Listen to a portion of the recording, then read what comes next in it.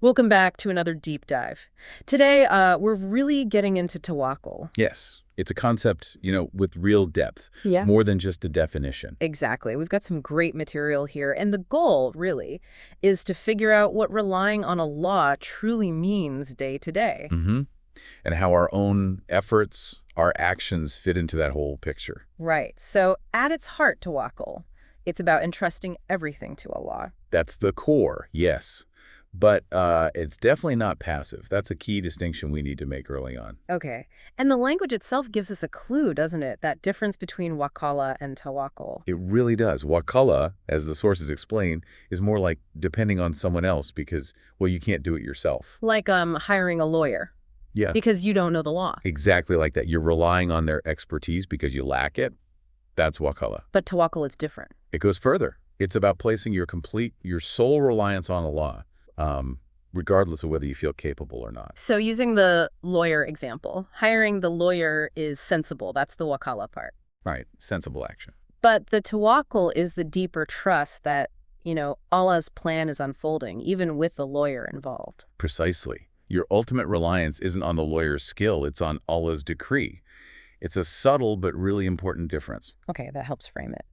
Let's talk about this interaction with our own responsibilities, because that feels like where confusion can creep in. Absolutely. People might hear rely on Allah and think, okay, I do nothing. Yeah, just sit back. But that's not it at all. The sources are very clear. Tawakkul demands effort. It requires action from us. It's not an excuse for inaction. Not at all. And there's that brilliant hadith, the story about the man and his camel. Ah, yes, the missing camel. I remember that one. Could you lay that out for us? Sure. So this man comes to the prophet, peace be upon him, quite distressed, obviously. His camel's gone missing. Understandable. And he asks, should I tie it up and trust Allah or just trust Allah and leave it? And the prophet's response is key here, isn't it? Absolutely key. He didn't just say have faith. He explicitly told him, tie your camel first and then rely upon Allah. Tie it first, then trust. Exactly. Do your part.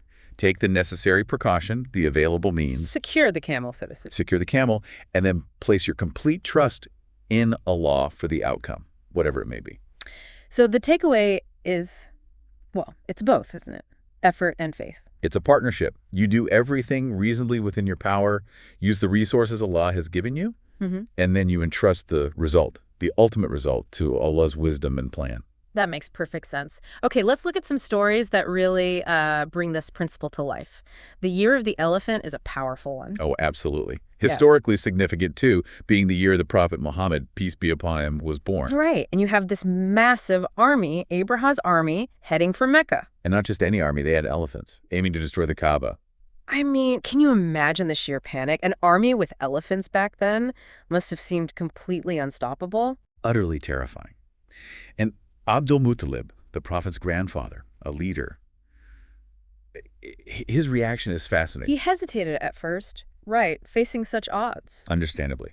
But then he made preparations. He organized what defense he could for Mecca and the Kaaba. So he took action. He took action, yes. But his core statement, his fundamental stance, was that the Kaaba had its own Lord who would protect it. His reliance was ultimately on Allah. Doing what you can, but trusting deeply. That's the essence. Even against impossible odds, you make your effort. But your true trust is in Allah's power. And then the miracle happened. Remind us how Allah intervened. It's just incredible. Allah sent these flocks of birds, and they carry, well, the Quran describes them as stones of baked clay. Sijil. Hijarata min sijil. Exactly. Yeah. And they dropped these stones on Abraham's army and, well, completely annihilated them. Wow. It's such a stark illustration that when human means seem utterly insufficient, Allah's power can manifest in ways we just can't predict. So for everyone listening, this is a prime example of that profound trust, that tawakkul, even when everything looks hopeless. It really is a testament to trusting Allah's protection, no matter how dire the situation looks from our perspective. Okay, moving on. Surah Al-Kahf, particularly the journey of Musa, or Moses, with Khidr. That's another really rich source for understanding this. Absolutely. That whole narrative is like a master class in divine wisdom operating beyond our human grasp. Things happening that just don't make sense on the surface. Exactly. The three main incidents on their journey show this perfectly. What seems negative, even harmful, often serves a hidden, greater purpose. Let's quickly recap those. First, Khidr damages the boat they were traveling in. Right. Seems like a destructive act, Yeah. especially since the owners had given them passage. But there was a reason. Yes. Khidr later explained there was a tyrannical king ahead, seizing every soundboat by force, by damaging it slightly. He actually saved it for the poor fishermen who owned it, and apparent harm prevented a much greater loss. Okay, I see. Then the second incident, this one's always tough. The killing of the young boy. Deeply disturbing, yes. From a human viewpoint, it's shocking. But the explanation? Khidr revealed that the boy was destined to grow up and cause immense grief and disbelief for his righteous parents. So it was a protection for the parents' faith. A painful, incomprehensible mercy, yes. Preventing future, greater spiritual harm, it really challenges our understanding of good and bad. It certainly does. And the third one, repairing the wall in a town where they were treated badly. Yeah, they were refused hospitality, yet Khidr takes the time to fix a crumbling wall. Seems illogical. Why? Because beneath that wall was a hidden treasure, left by a righteous father for his 2 orphan sons. Repairing the wall ensured their inheritance would be safe until they came of age.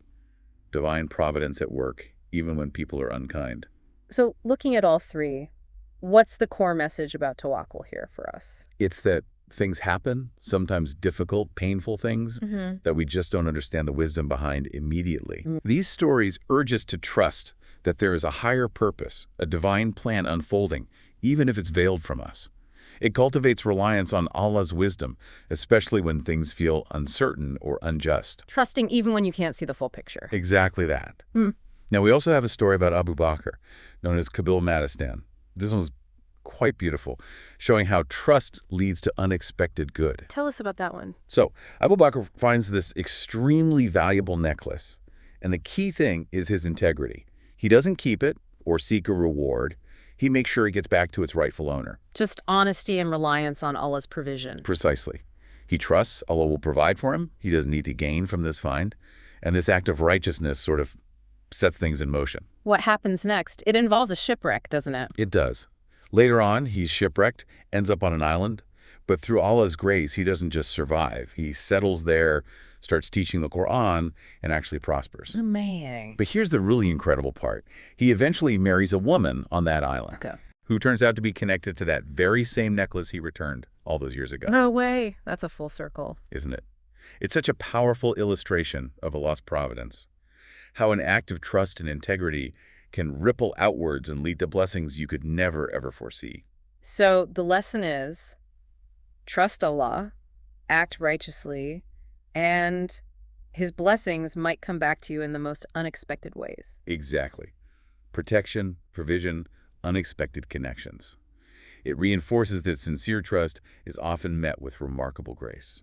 We even have a more modern story, right? A personal one that might hit closer to home for some listeners. Yes, this is about someone, a top student aiming for medical school, did everything right, worked hard, and then unexpectedly failed, didn't get in, which, as you can imagine, was crushing. Oh, absolutely devastating. A huge setback when you've poured everything into it. Right. Total sense of loss, confusion about the future. So what happened? What was the shift? Well, the person eventually pivoted, shifted focus, and went into computer science instead. A completely different path. Completely different. Yeah. And through that new field and also interacting more with the Muslim community along the way, they found a new sense of purpose and ultimately real success and fulfillment in that career. So the initial failure actually led them somewhere better suited for them? That's exactly how it unfolded. It's a very relatable example, I think. It does. It shows how something that feels like a disaster in the moment can actually be Allah redirecting you, guiding you through that apparent setback towards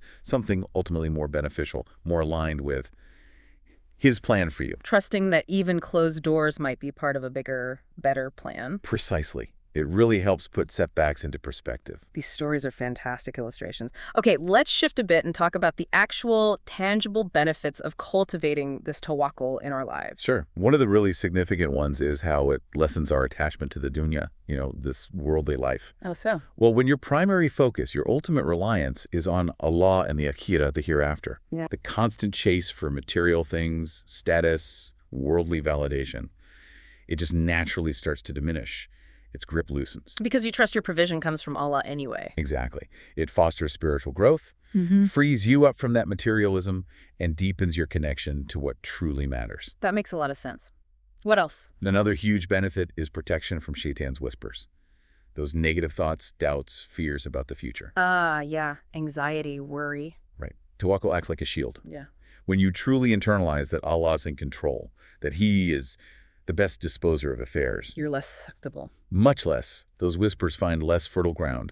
You gain a certain inner peace, the stability that comes from knowing you're relying on the all-powerful, the most merciful. That sounds incredibly valuable for mental well-being. It truly is. It reduces that vulnerability to anxiety and fear about what might or might not happen. And then underpinning all of this is the actual divine protection and provision itself. Yes, the core promise.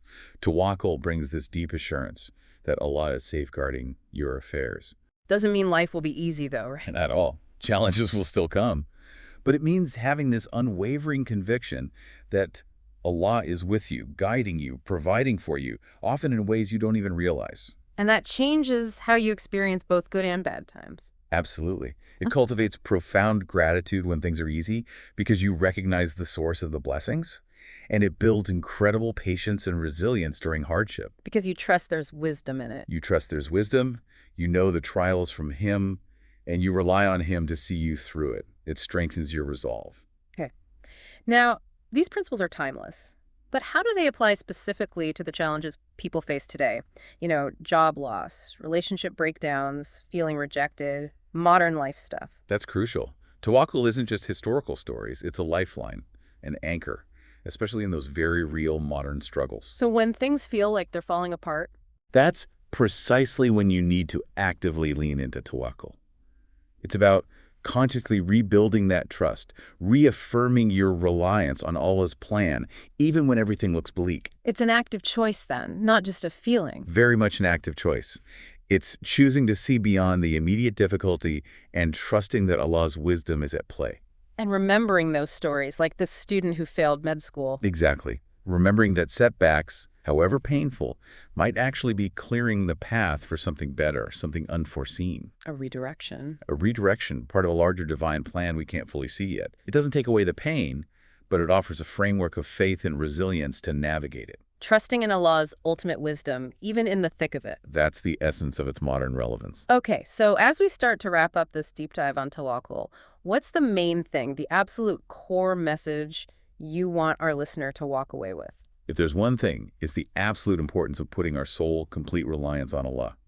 For everything, our needs, our outcomes, our fears, our hopes. Everything. Everything. Yeah. And actively working on that relationship, constantly seeking His guidance, turning to Him first in, all aspects of life, big or small. That constant turning towards Him. That's practical Tawakkul in action. And the source material we looked at, it ends with a really powerful prayer, doesn't it? Kind of summing it all up. Yes, a beautiful supplication, essentially asking Allah for that strong, unwavering reliance, asking for His protection through that trust. A reminder that He's our ultimate source of strength. And security and peace, always. So for someone listening now feeling inspired to, actually deepen their tawakkul, what are some concrete steps they can take, things they can do? Okay, yeah, practical steps are good.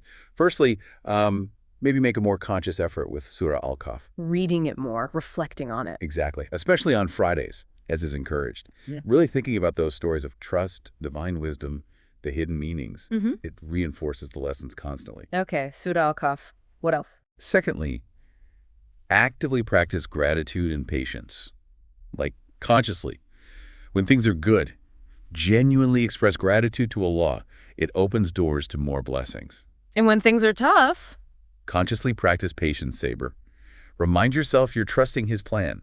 This doesn't just get you through, it actually draws you closer to Allah. Gratitude and ease, patience and hardship. Got it. And a third step. Strengthen that direct line to Allah through dua, through supplication. Make it a habit. Ask Him for guidance. Rely on Him explicitly in your prayers for specific situations. Turn to Him first for everything. Turn to Him first. Make that reliance conscious and vocal in your dua. That's putting the tawakkul into practice, moment by moment. Those are really solid, actionable points. And if someone wants to keep exploring this, keep learning. Well, continued learning is always good. Maybe seek out sermons or lectures Yeah. specifically on tawakkul. Hearing different perspectives can deepen understanding. Talk about it with others. Definitely. Discussing it within your community, sharing experiences, asking questions, that really helps internalize it and provide support. And ultimately, just trying to live it. That's the most important part, Yeah. really. Actively trying to implement it. Noticing situations in your day, big or small, and consciously making that connection. Doing your part, and then truly, deeply trusting Allah with the outcome. That's where the transformation happens. Right. Well, this has been incredibly insightful. So maybe a final thought for everyone listening to ponder on. Okay. How might your life, your approach to challenges, your reaction to opportunities, how might all of that fundamentally change if you cultivated a truly deep, consistent practice of tawakkul? That's a powerful question to sit with. Something to really reflect on. Thank you so much for joining us and sharing all this. Thank you for having me. And thank you all for tuning into this deep dive.